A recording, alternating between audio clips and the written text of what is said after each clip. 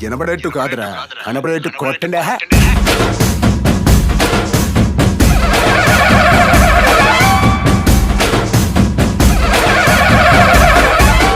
రంగా రంగా రంగస్థలాన రంగు పూసుకోకున్నా ఎస వేసుకోకున్నా ఆట బొమ్మలహు అంట మనమంతా తోరు బొమ్మలహు అంట.